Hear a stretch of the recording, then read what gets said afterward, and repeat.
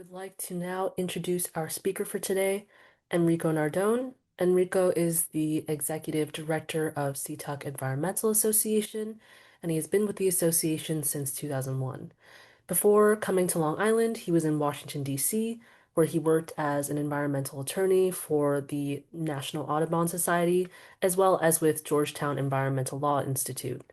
As a whole, Seatuck Environmental Association is dedicated to conserving Long Island wildlife and ecosystems, and it does this by advocating for wildlife, advancing different conservation projects, engaging community scientists in wildlife research, and providing high quality environmental education for Long Islanders of all ages. So, welcome, Enrico.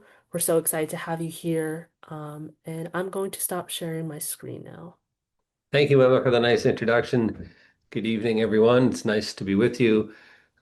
Just want to express my thanks to Rewild for this opportunity and just note how that I'm just impressed by the organization and the growth over the past couple of years and the great work that you're all doing. We've been engaged with the intern program a few times and just generally impressed with all the great work you're doing. So I'm going to jump into this story about the Nissequogue River and the Stump Pond Dam failure, and then we'll get to some questions at the end. I'm going to try to go for try to get this done in about 40 minutes and leave lots of time for Q&A. All right, so the Nissequogue River, this is a sort of looking north from Sunken Meadow State Park. I just like this slide because it highlights all the great public space that this river flows through and past. And it's a very accessible river and with lots of great recreational opportunities. It is also one of the largest rivers on Long Island. In fact, by measuring by discharge of water, it is the largest river on Long Island. It's considered one of the big four rivers with the Connecticut, the Carmens, and the Peconic. These are all large rivers for a reason that has to do with their geology and the sort of where they sit in the island. But the key thing is that most rivers and streams on Long Island flow from one of the moraines on the island to either the South Shore or the North Shore. These four big rivers, in the case of the Carmens and the Connecticut, kind of flow through a little bit of the moraine. In the context of the Peconic, it flows between two moraines. And then the Nissequogue sort of starts in between the moraines. They're on Concom and Harbor Hill, and then flows through the Harbor Hill moraine. And it flows out of this big basin and this unique position that it sits in with all these. It's one of the few rivers on Long Island that has these little tributaries that coalesce into one main channel. Is why it is by far the largest island on the largest river on the North Shore of the island, and one of the largest and most important rivers on Long Island. Back to this image, the dam we're talking about sits between Blydenburg County Park, or just on the edge of Blydenburg County Park, right near its border with Caleb Smith State Park. And it formed this, the dam was built there originally in the late 1700s for the purposes of, I'm not sure, it was first built for harvesting ice and then turned into a mill, but the main structure was built for powering a grist mill. So, a good utilitarian purpose. The grist mill was part of the development of the Smithtown area. So it has an important colonial history. This is what happened not last summer anymore. The summer before last, August 2024, when this storm hit. You can see on this color chart, the darker the blue areas, the more rain that fell. And this is, you can see where the arrow is. That's where the Nissequogue River is, in Smithtown. And there was, a lot of rain and talk of this 1,000-year storm that dumped huge rain totals in Suffolk, with some places over 10 inches. The actual total in Smithtown was 8.1 inches. And there was a lot of talk at the time about this historic, once in a lifetime, once in a thousand year storm and how unique it was. And it was something we maybe didn't really, it was so rare that it was something we didn't really need to worry about all that much as a regular occurrence. Here's another headline how about a storm breaking records and flooding highways. And you might think this is the same storm. This is actually the ice slip storm from 2014. And that storm was the largest on not just Long Island and New York State. It holds the record for rainfall at almost 13 or more than 13 and a half inches. The point here is that that storm of 2024, for as devastating as it was in some ways, and for as much rain that fell, um, it was nowhere near close to the record for Long Island, and it was uh, barely the largest storm in the preceding decade.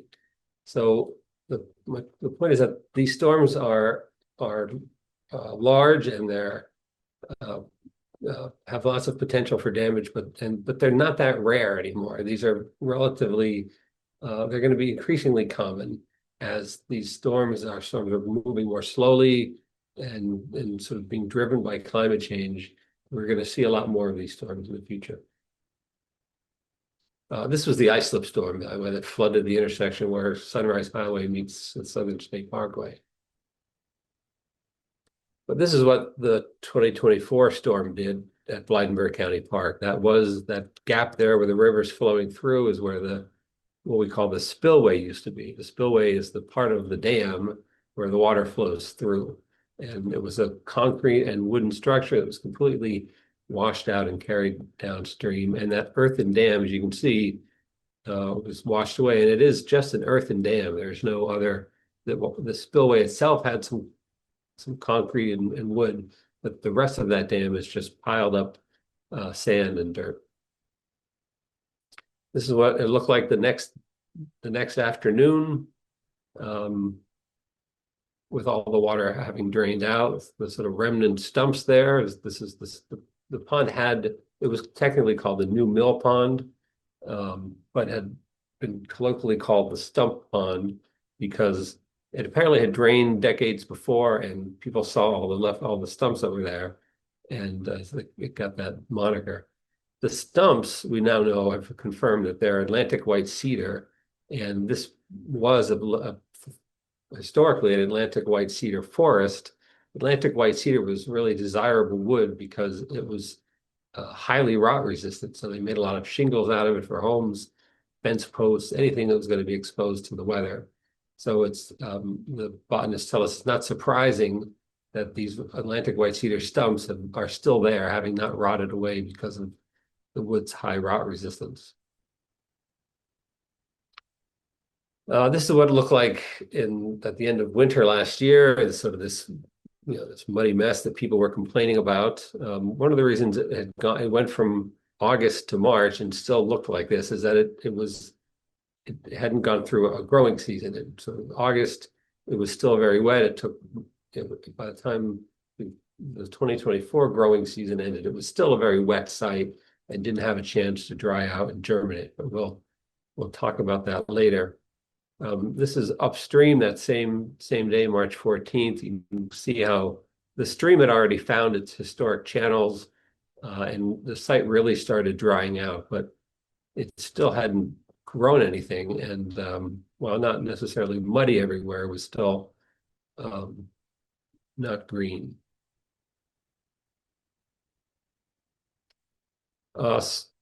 In late 2024, the county executive announced that he was going to restore Stump Pond, and then the legislature moved some money from their emergency fund to the capital fund, $6.6 million. The 0.6 was for the design work from the engineers, the 6 million for construction, and that was just an estimate. We're going to learn soon what the actual number is going to be, and it's expected to be quite a bit higher than that. Around that time, our coalition started to come together, the Nissequogue River Coalition, this collection of organizations that after the county executive, we think, sort of really too quickly announced that it was going to be rebuilt, we started trying to make the case that to convince the county to reconsider its plan to build this new dam. So I'm going to go through some of the reasons, the three main reasons why we think it makes more sense to let the river flow. It's more fiscally responsible, creates a more naturally resilient river, and is ecologically healthier in every way. And then I'll touch on some of the recreational and historic preservation concerns that have been raised. So first on the cost side, this is not a picture of the Stump Pond Dam construction because that hasn't happened yet, but this is an idea of what it's going to look like. There's going to be heavy equipment. There's going to be concrete involved and steel sheeting. It's going to be a major, a very expensive construction project. That's $6 million. Every engineer that we've talked to is having now seen the first set of plans. I've said that's no way that's going to be enough money. It may be 8 or 10 or 12 or $15 million when they're done. And just to be clear, this construction is not just repairing the site where the breach happened, where that spillway used to be, but if you think about the old Dutch boy cartoon where there's a boy sticking his finger in a hole where there's a leak in a dam, the first thing that, or the next thing that always happens is the dam leaks somewhere else, right? So that's what would happen here if you put a lot of effort into strengthening the site where it breached and do nothing else, then you create weak spots along the rest of that earthen dam. So if you're going to really repair the breach, you also have to strengthen the rest of the dam. So they are going to do that, and it was saying in the beginning that they weren't. Now their plans show that they're going to do steel sheathing all the way through this dam for the entire 500-foot length. So it's a very costly project. And then there's this issue of maintaining this dam now. So the dam itself the state has 3 levels of hazard classification. This was the lowest level, but now they're going to raise it to the intermediate level.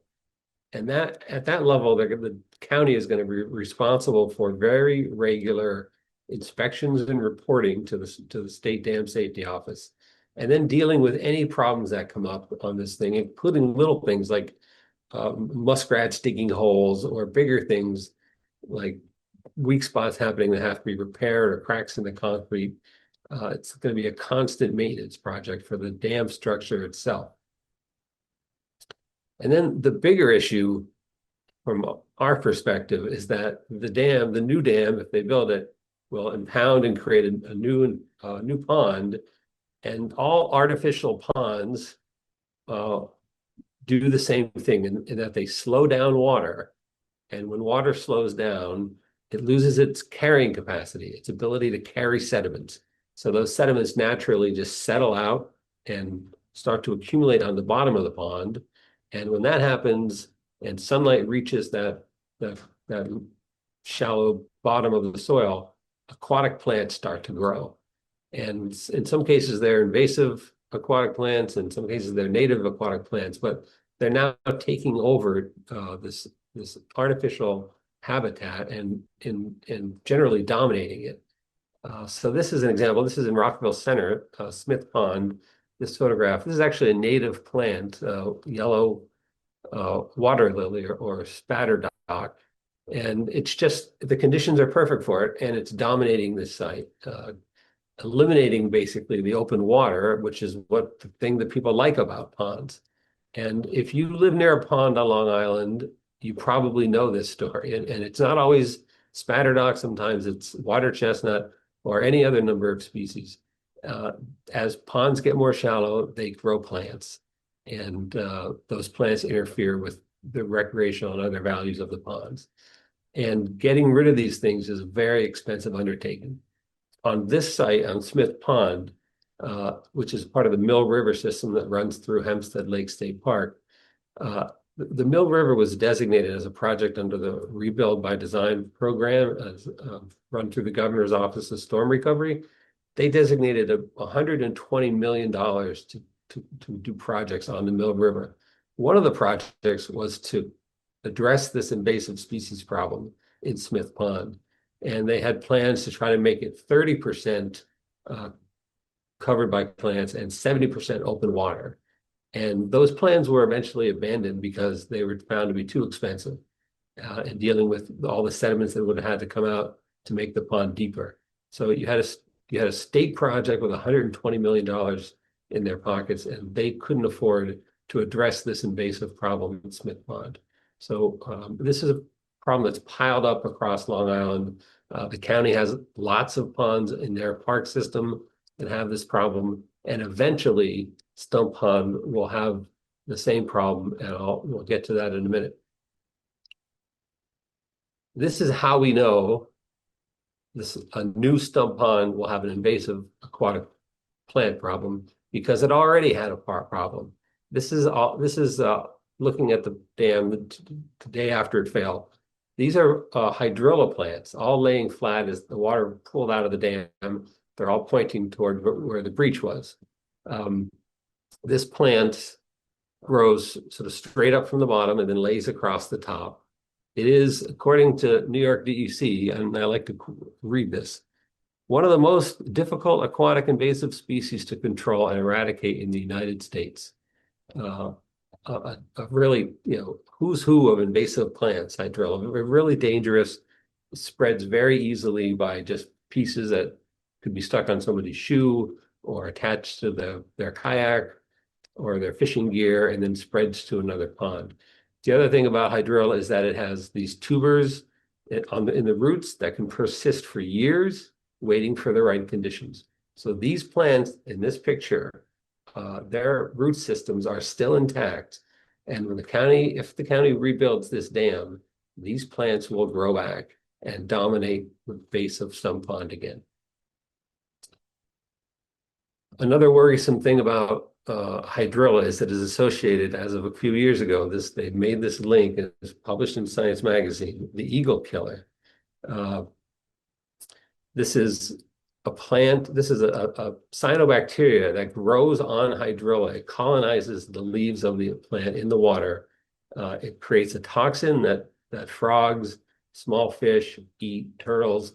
As those things bioaccumulate up the food chain, they can reach large predators like hawks and eagles, and it kills these species. They've now actually found, after decades of trying to figure out what this eagle killer problem was, that this toxin also kills some things further down the food chain, like frogs and turtles. So if they rebuild this dam, this is a problem that's going to potentially be coming back. The University of Georgia, this is really considered a southeastern problem at the moment, but it's marching north with warmer climates. The University of Georgia has identified this grayed out area as the high risk area. And it has not yet been confirmed in New York State, but it's a high likelihood that the eagle killer will be coming to ponds with hydrilla.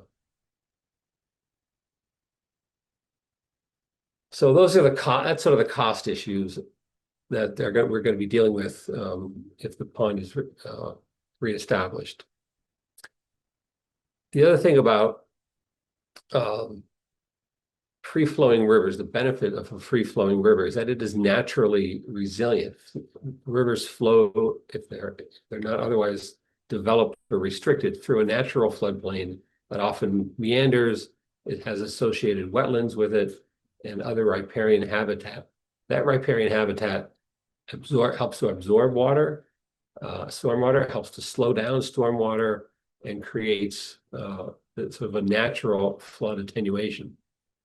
There is a natural basin here, and one of the examples I like to use is with if you have a sink that you're worried about leaking, one of the things you might do is put a bucket, even after you fix the leak, you put a bucket under the sink to make sure it doesn't leak again and cause any problems.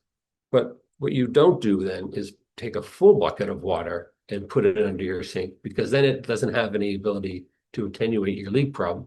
That's the same way with the natural flood basin, is that it's there, it can serve this role, but if you fill it up with water by building a dam, then it can't hold any water in the future and accept stormwater to attenuate that flow.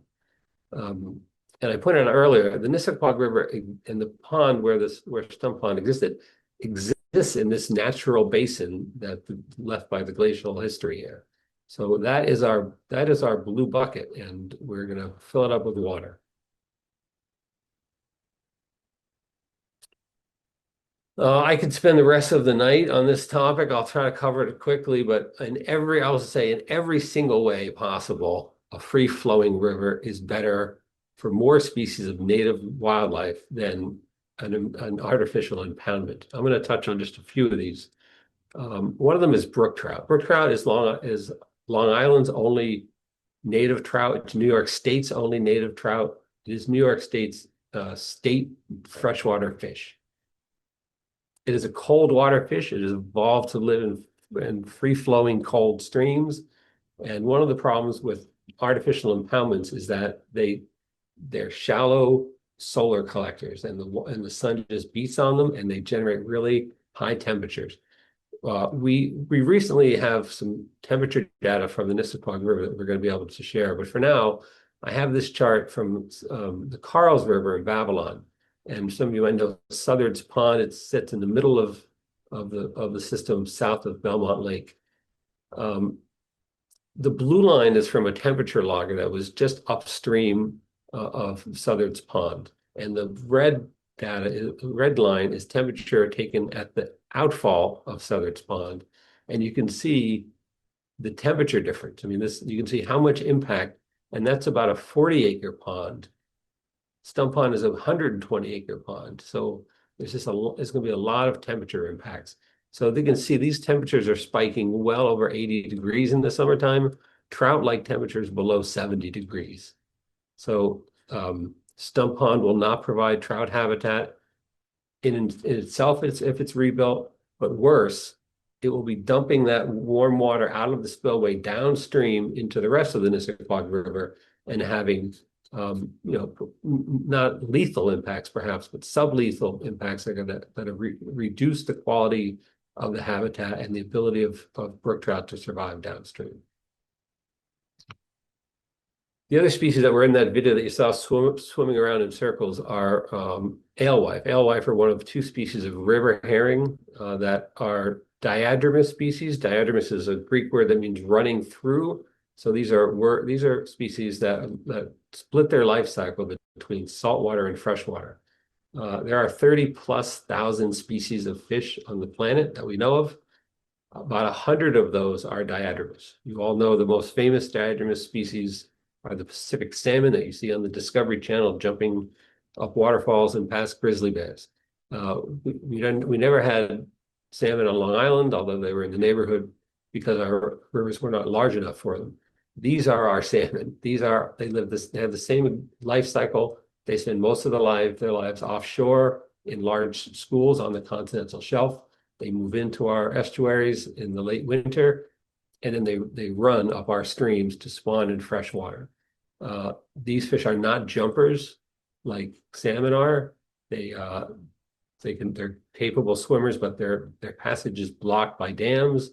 And there's been an effort to install fish ladders or fishways for these fish on Long Island, and Seatuck has been involved in that. But I have to concede that even the best fish ladders are not capable of moving all fish and successful in really replicating the conditions of an open, free-flowing stream.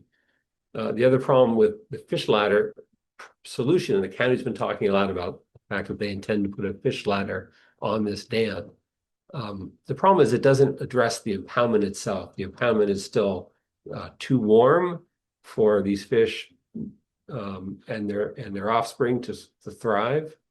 And they're also full of predators. They're full of warm water, non-native species like bass and others that will be eating the young as they hatch, and some species like grass carp that will be consuming the egg. So these fish are really sort of ecologically important, and This is that video. They spawn in this really shallow water.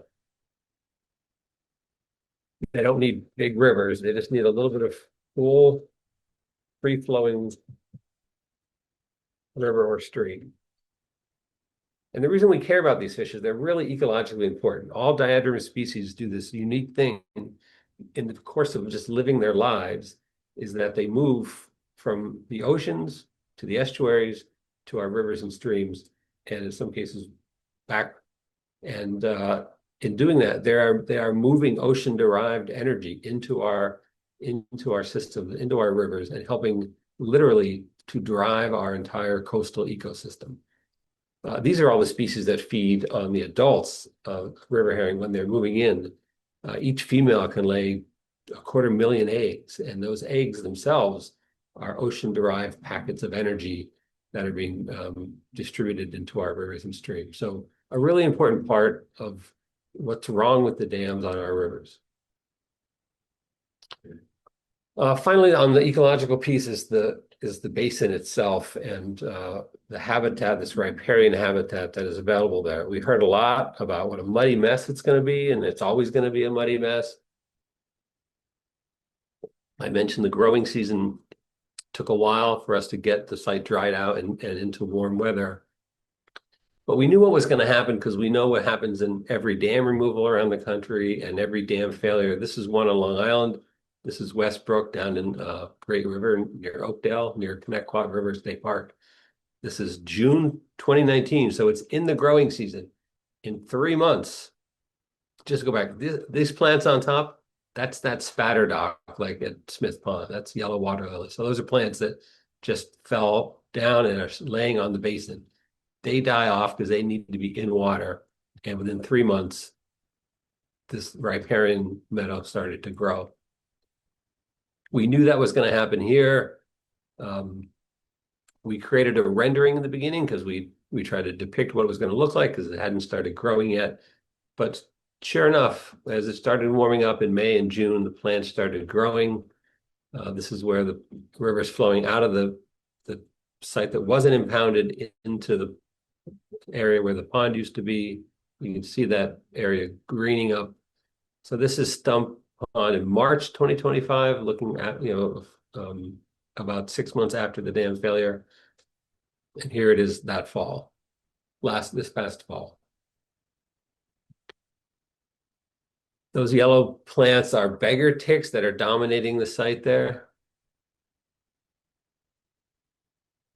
In the Biden's family. This is just some example. We had a survey conducted by Steve Young, the former New York State botanist with the Natural Heritage Program. He found over the course of last summer and into the fall, 127 species growing on the basin, 74% of which were native. These are some examples, including the cattails, which is, if you know wet areas around Long Island, in too many places are dominated by Phragmites. This is our native reed that should be in those places. This plant has been pushed out by frag in so many places. It's wonderful to see this plant growing on that site and sort of taking hold of it again. This is just some video. This is the beggar ticks, of course, attracted lots of pollinators. You can see some of the bumblebees and other species here. This was also in September of last year. And then, as the insects came, other birds came to feed on the insects, like the barn swallows, swamp sparrows were eating the seeds, sandpipers and other species were taking advantage of the mud flats. I know there's probably some birders on the call. eBird keeps track of high count species and new species on a site. So on the Blydenberg hotspot, you can see there's, I think, 9 or 10 new species identified in the park since the dam failed that were never there before, and high species count for another, I think, 30 or 35 species. So the site is diversified from being just an open pond to having lots of mud flats, marshy areas, and great plants with lots of seed heads, providing a great diversity of habitat and feeding opportunities for a great number of birds. It's been We heard somebody say yesterday they're so sad because they don't see the swans on the pond anymore. There's no life. The birders will tell you, and the plant lovers will tell you the place is so alive. It's wonderful to see. So this is back in this is October. You get an idea of this site. The growth is happening across the entire basin. This is just a video. We've taken a lot of drone video, sort of trying to monitor this growth. And people I've shown this to say, yeah, no, man, it looks like a river, like it's always been there. And I say, yeah, it looks like that because it's always been there. It just was buried under a pond for 200 years, but for 10, 11, 12,000 years before that, there was streams flowing here, flowing off of this moraine and into Long Island Sound. And this is some video of the river. Another thing that important things rivers do is they move sediment and nutrients downstream. This is rivers doing what rivers do. And that sediment is eventually finding its way. If there's some other barriers downstream, but eventually that sediment, all rivers do this. They take that upland sediment and carry it down. One of the things that sediment is really important for is salt marsh habitat. Salt marshes need to sort of adjust constantly to sea level rise. And keep up with sea level rise. And to do that, they need sediments. You may have heard the term sediment starved. A lot of our marshes are considered sediment starved because they don't have the sediment load in the water to gather. Their leaves gather these sediments, drop them down to the base where they become part of the substrate. This is one way that we block the delivery of sediments is by building dams and the blocking the river's ability to carry those sediments downstream. One of the sort of major topics that have sort of drawn people to urge the county to rebuild this dam is the loss of recreational opportunities. And one of the major things is that the dam carried the trail across the top of the dam. And that trail was not only the part of the famous Stump Pond Loop, the 6-mile loop around the pond, but also part of the Greenbelt Trail that went from the South Shore to the North Shore. So, and then the equestrians who are used to riding their horses around the pond were also blocked from going here. So there was a lot of people that linked the loss of the dam with the loss of the trail. It seemed obvious to us from the beginning that you didn't need to rebuild the dam to reconnect the trail. That could easily be done with a bridge at a considerable cost savings. So we have made this argument that you could sort of, build a bridge, reconnect your trail, and save millions of dollars in the process. And then we had some ideas for how to spend that, which is maybe build some more bridges. Now, if you don't have just this big pond to worry about traversing and just these small streams, you could build some additional bridges and some boardwalks to allow people to access this wonderful riparian habitat, and also to give you more options for hiking. As it is now, in its current conditions before the dam failure, you would have had to walk, as I said, I think it's 6.3 or 6.5 miles around that lake. Otherwise, you have to turn around and come back. This would give you the potential to do a 2-mile hike, or do a figure 8 hike of 8 miles, or to just give you more opportunities to enjoy the park and the habitat. And these trails, would give you access to this wonderful floodplain that would be growing and changing every year as it matured, and bringing lots of pollinators and other wildlife, and be wonderful places for educational programs, access to allow people to access the river to fish, maybe for native brook trouts. And it would be great for birding. And I always make a point that when people say that the kids love the pond, and for me, streams are always much more interesting than ponds. The flowing water, the ability to sort of dam the river up a little bit, or splash around in really shallow, accessible water. I think in many ways, the case can be made that a free-flowing river here, it creates more recreational opportunities than existed in the pond in the past. And finally, on the historic piece, there's been a lot of people arguing that this was a historic site and it existed for 200, the dam was there for 200 years, and it was an important part of the development of Smithtown. And all those things are true, and it is a history worth celebrating in some regards. But we've made the case that you don't lose the history by losing the pond. That the history is still there. It's still a part of the site. In fact, the mill house is still there. And in this photo on the right, you can see the county did some construction a few decades ago to fix one of the walls there. But the site is still essentially boarded up. They've talked about renovating this mill house. My colleague John Turner worked for the Parks Department in the 80s, early 80s, and said that they were talking about it then. It's never been done.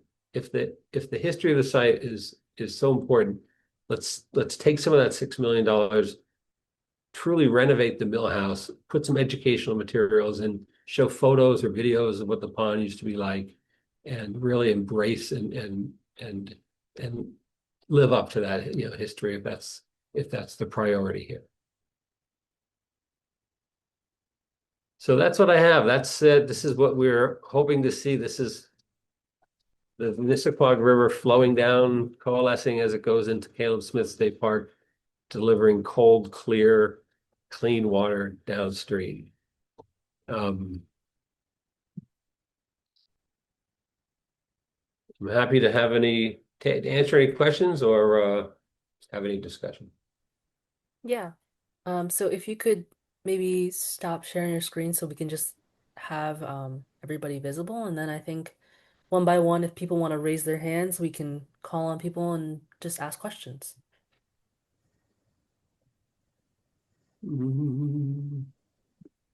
Stop share. Got it. Okay. So I see Kendra has her hand raised. Hi, thank you for the presentation. It was wonderful. I was wondering if the Stony Brook University Department of Ecology and Evolution would have studies being conducted. It seems to me that this is a perfect ready-made research project to see how environments recover um, if they are let to recover. So I was wondering if they were involved at all. I'm not aware that they are. I agree with you that it is a unique opportunity not only just to restore this wonderful habitat, but to watch it happen over the course of for 100 years. It will be changing all the time and maturing as that eventually that riparian forest takes hold and dominates the site. One of my colleagues from the Free the Nissequogue River Coalition is Doug Swetsky from the Native Brook. I don't put you on the spot, Doug, but I know you teach at Stony Brook. I don't know. Are you aware of any research It, happening? on this, no. It would be a wonderful project. I mean, from ecology and evolution, it'd be a wonderful project for geologists to do fluvial geomorphology to see how the river recovers its natural channel after that. But as far as I know right now, nothing has been initiated out of Stony Brook for this, unfortunately. Actually, even high school students or middle school students could benefit from studying the pond, I think. Yep.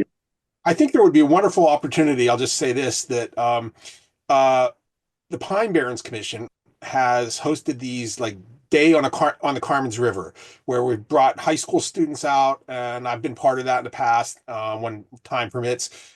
Bring high school students out from various biology classes and natural resource classes, and had them get involved and do studies there.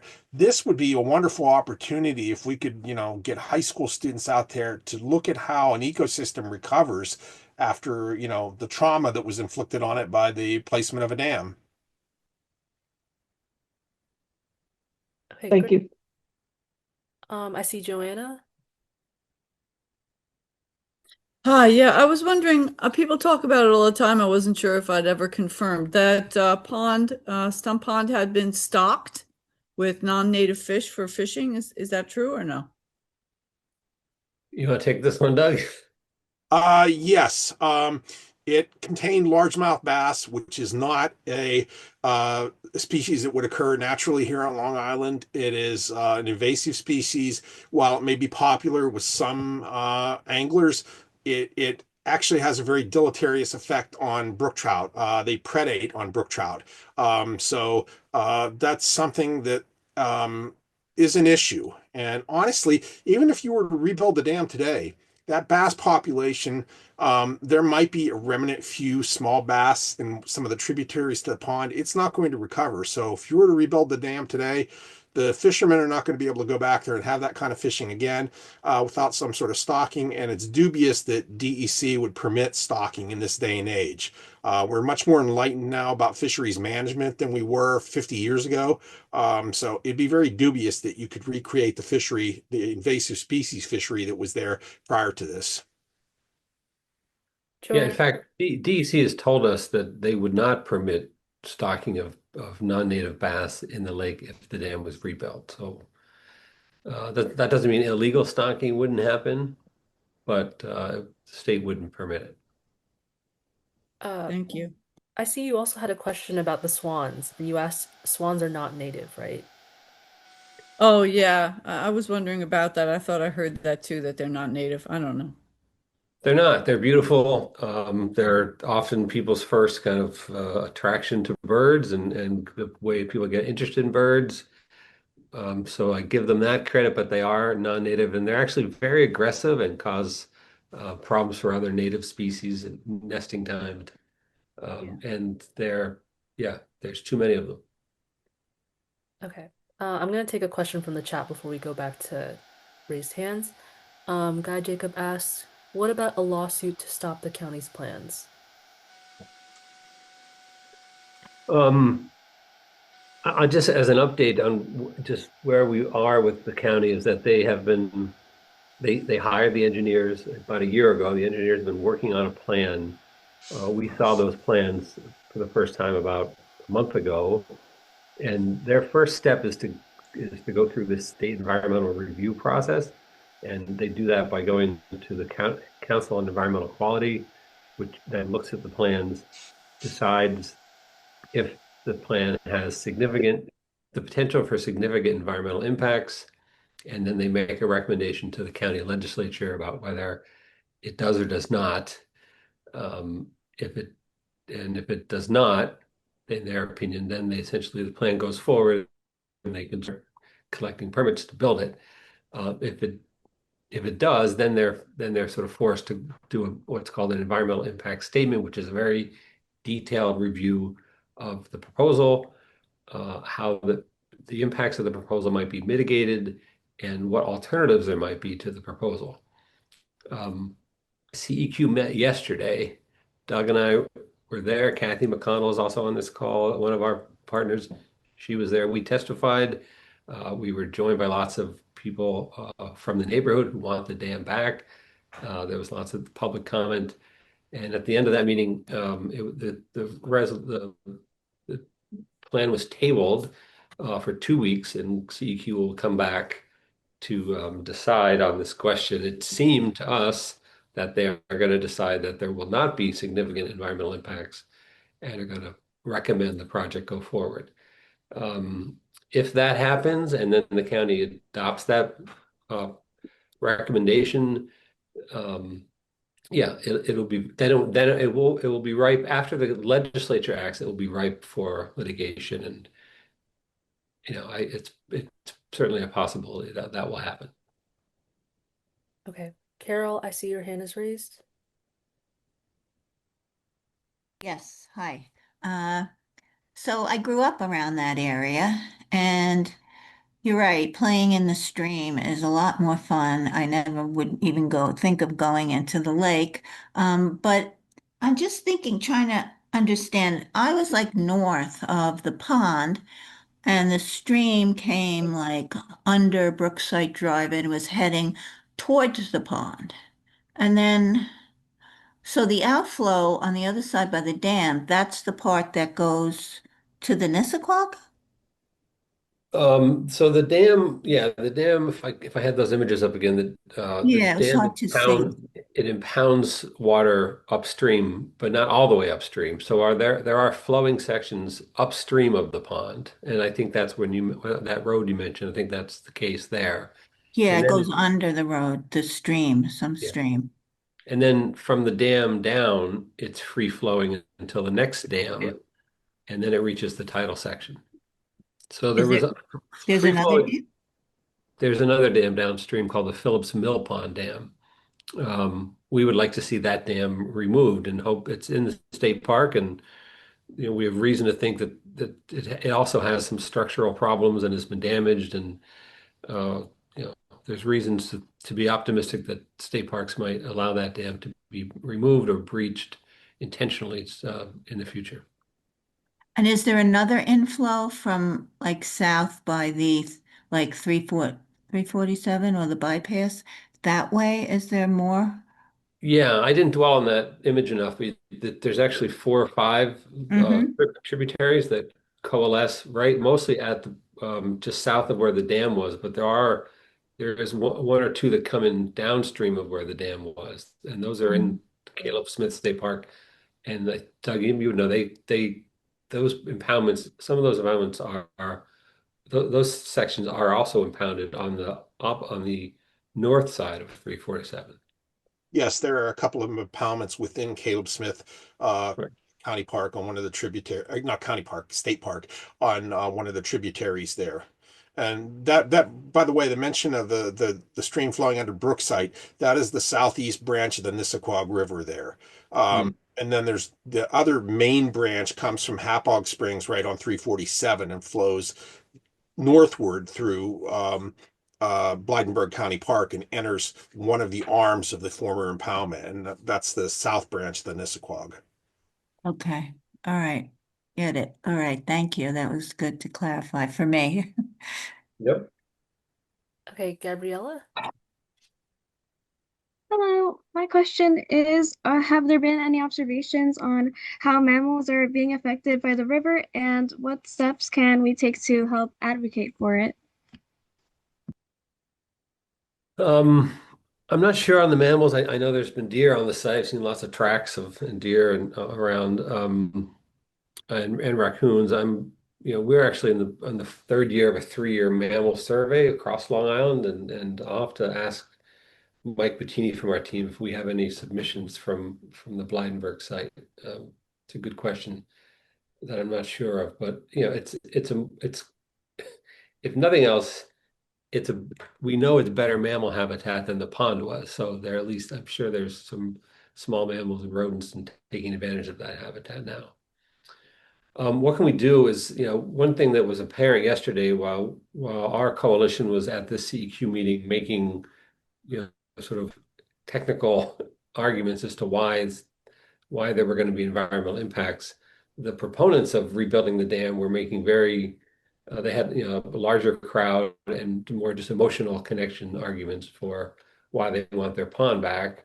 And we've been not as focused on getting people out and getting them to contact their elected officials and letting them know how much they care about this and how much they value this really unique opportunity. Kathy McConnell's on this call. She's very good at making this argument. Kathy, if you want to jump in, it's just such a wonderful opportunity, and it makes sense that it would connect with the Rewild group because it's a lot of what you guys are doing is trying to restore habitat and bring back native species. And this is a 120-acre opportunity to do that. And and and It really is yeah, go a ahead, Kathy. extraordinary opportunity because there are very few riparian habitats on Long Island. There are very few riparian habitats anywhere in America at this point because people tend to build right along the streams, or they graze their cattle there, and yeah, it just gets wrecked. And here we have. I mean, it was a pond, and before that, it was a valley. And the pond is kind of like it's gone, and now we have almost a clean slate to allow the plants that would naturally grow there grow. They believe that there's like a seed bed actually there that has been around for a couple hundred years, and plants are coming back. Plants are coming back in a big way. And once you've got the plants back, you've got the insects back, and then you have the birds back, and I mean, it's just an extraordinary opportunity to see what Long Island looked like before it was colonized and before um, it was taken over by human beings. Um, so, I mean, it's such a shame. I mean, they're spending millions of dollars, like, to reconstruct riparian habitats elsewhere on Long Island. Mud Creek, they spent $4 million to try and save and did extraordinary work to try and save 7 acres of riparian habitat. And here you have 120 acres that's coming back on its own. Nature helped us out and removed the damn forests, and it's coming back big time. It's roaring back. So, it really is a shame if they're going to drown all this again. It really is, just so it looks pretty, and people are, this is nature. Nature is not neat. Nature can be a little sloppy, but it's also exhilarating and amazing.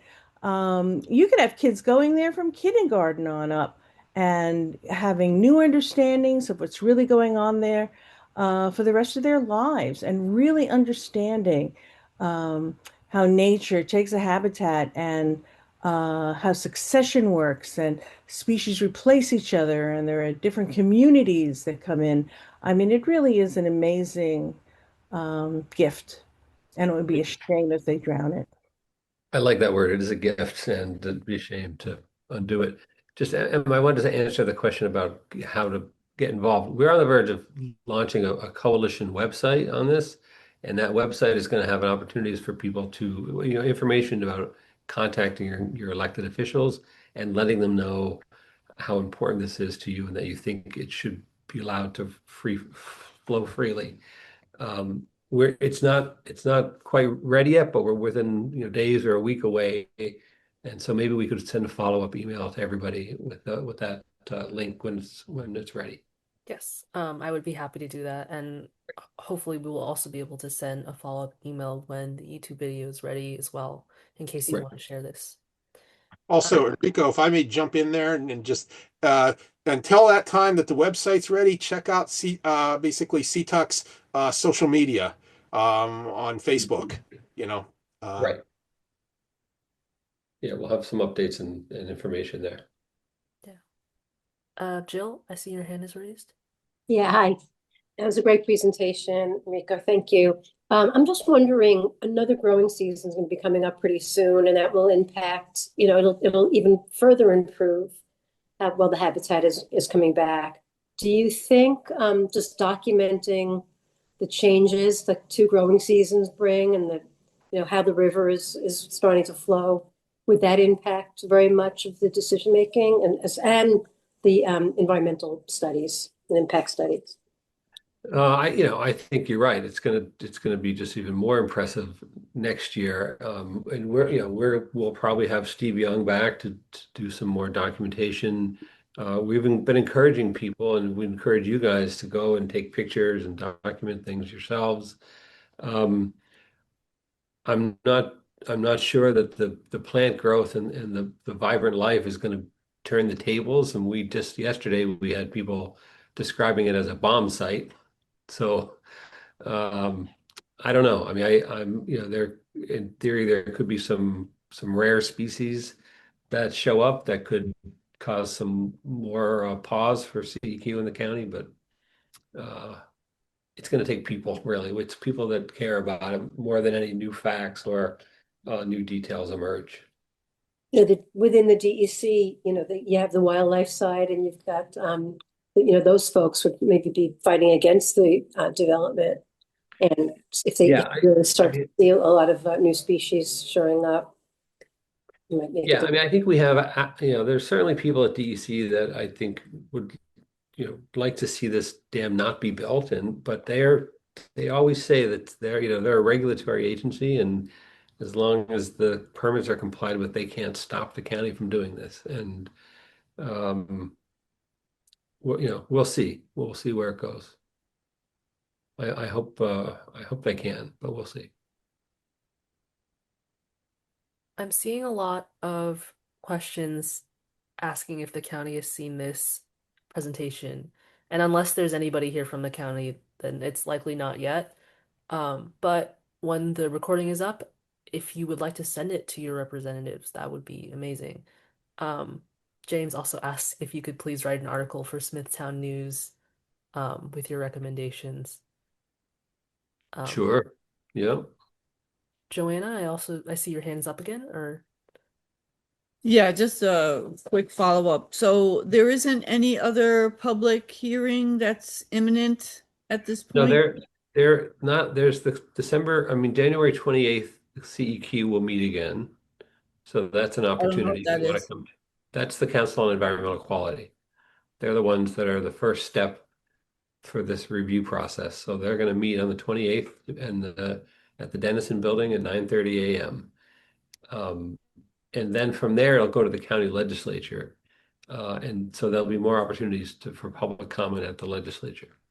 And So is there, okay, go we'll be ahead, letting sorry. everybody know. Okay, so where is that like listed somewhere on the maybe Rewild side or whatever, the sequence of these functions and hearings and things? The Uh, dates and all? I can def we're going to be sharing that information on social media, on our website, on this coalition website when it's up and running soon. If Okay, Emma can pass that information along to everybody, and you should be able to find it coalition. pretty easily. Yeah. Okay, I'll look for that. I'm sure Yep. we'll get an email. Thanks. Yeah. um Margaret asks, is this always a decision made by state or town or county executives, or is it ever a proposition on a ballot for citizens to vote up or down? Well, it's a pretty unique situation, and I don't know that there's been a dam failure there's been other dam failures on Long Island, but not one that they tried to rebuild. So it's relatively novel. I don't know that it could be subject of a resolution in New York. Doug, any idea on that one? I don't know. That's a good question. Yeah. I don't know enough about what it takes to get a resolution on a ballot. Yeah. It's certainly not required, as far as I understand legally. No. So, as provided you've obtained the permits from the Department of Environmental Conservation, the Army Corps of Engineers, and any other relevant permitting agencies, and you've complied with the secret law, uh, it potentially can go ahead. It doesn't require any sort of referendum on it.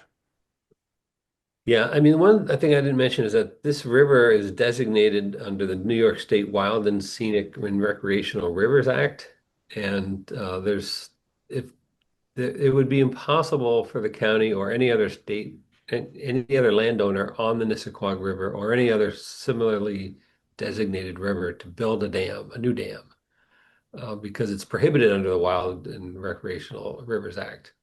Um, and I think the county is getting away with it here because they're not considering it building a dam. They are considering it repairing a dam, which is,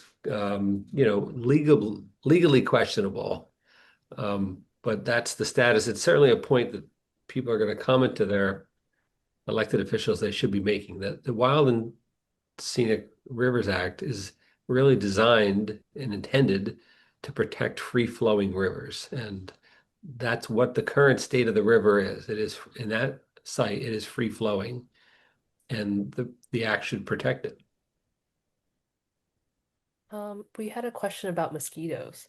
Does having standing water in a pond versus a flowing river increase mosquito populations?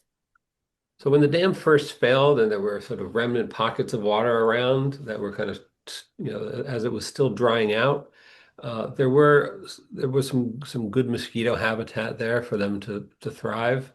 As the site dried out, that's gone now. the river itself, mosquitoes can't really thrive in flowing water. They need sort of still, calm waters. If there's a flooding, flooding events and then the flooding as the flood drains again, there could be pockets of ponded water that would produce mosquitoes. That happens in all flooding situations, a very natural thing. But generally not more mosquito production than the edges of the pond and little pockets of water around the pond would have produced. Great. Do you guys have time for like one or two more questions? Is that okay? Sure, fine with me. I'm fine to stay. Okay, thank you. I think there's some confusion as to why people are supporting the dam at all. Uh, it it seems like some people argue like it's more of an emotional thing rather than a rational argument. Um, yeah, someone Yeah, asked why. I Yeah. think that's the biggest thing is people don't like change. People are attached to things that they've known and loved, and a lot of people in the comments yesterday made comments about how much they love the park and they love taking walks, and they walk there with their grandmother, and they hope to walk there with their grandchildren someday, and I wanted to get up and say we're not none of that's changing. The trails are all going to be there. Everything's still going to be there.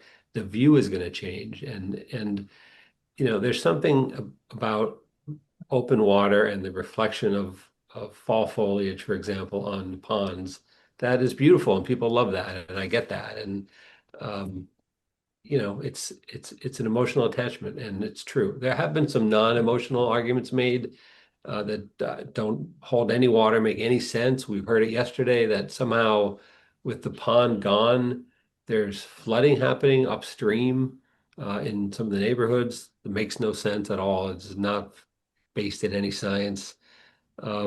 There's concerns that the dam could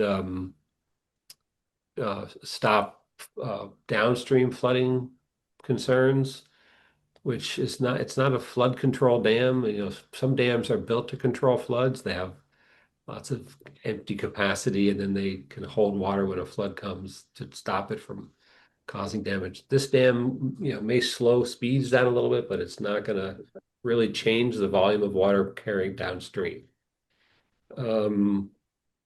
And then, there's the bass fishing argument, people that want to catch bass.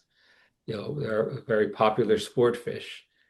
Bass are a warm water, non-native warm water species, as Doug said, and but they're fun to catch with the fishing pole, and people like to do that. So that's one of the strongest reasons too.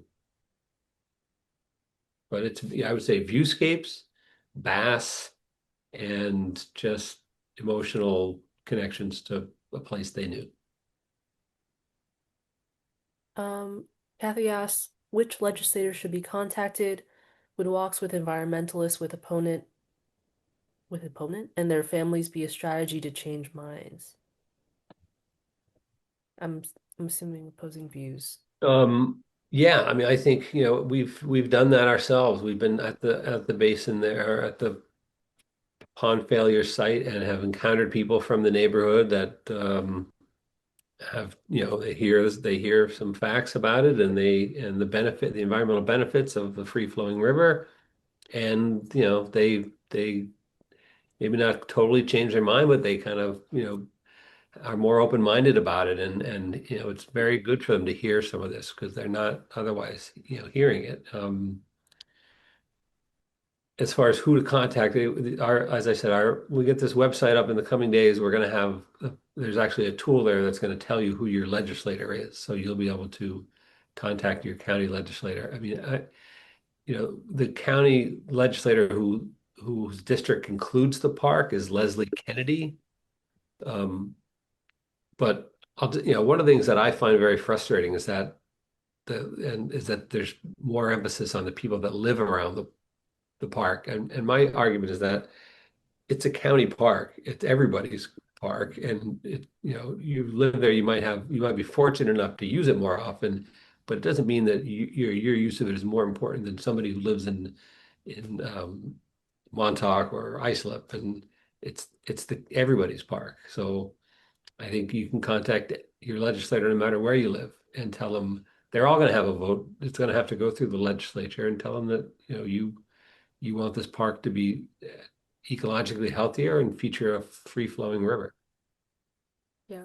I would definitely argue this is like a perspective change, just like with rewilding, this is an opportunity Yep. for the future and an opportunity for future Long Islanders to have healthier ecosystems and more biodiverse habitats. Yep. Yeah. Um, so yeah, thank you so much. I feel like we all learned a lot today. And I will be sure to send out those resources as soon as they're available. Yeah, Could I, we'll get those to you. And then I would say also, our coalition would love to have Rewild included, if that's something that you can, as an organization, do that, and we can loop you right into all the efforts we're going to be making over the coming months Mhm. to try to convince the county to change their mind. could, Yeah, Rika, this is Beth Sutherland. We were tried to touch base earlier, but I'm on the board of Rewild, and we would definitely like to work with you on that. Okay, that's great. And also we have the walk through Blydenburg scheduled with you on April 11th. Yeah. So if anybody in this group would like to join us for that, that's a good opportunity to see it for close up. could I Yeah, offer one go ahead. comment? A number of people have asked, what can we do? Yeah. Right now, we have approximately, I think, Enrico, rough 15 partner organizations in the coalition. 14, I think. Yep. 14. Hopefully, Rewild will be the 15th. And if we could get 10 people from every one of those organizations to show up at a CEQ meeting or to show up at a county legislature meeting and basically speak or even just be there for your presence, we would totally overwhelm the roughly 30 or so animated people that show up from the Forest Park Civic Association, neighborhood association there. I mean, right now, yesterday when we were at the CEQ meeting, there were about 10 of us that were there, and we were outnumbered 4-1 by people who were in favor of rebuilding the dam. But yet we know there are thousands of members of our organizations that are partner organizations that are opposed to this. We just need to get folks to show up. Yep. It's a good point, Doug. Thanks. Yeah, I'm sorry, but we need to know the dates and the times. Yeah, we're gonna send that to Emma and ask her to share it with everybody. So we'll be doing that. Yes, I have everybody's emails from when you registered, so that will be available. Yeah, we'll get that to you right away. Okay. Thank you all so much. Have a great night. All right, thank you for the opportunity.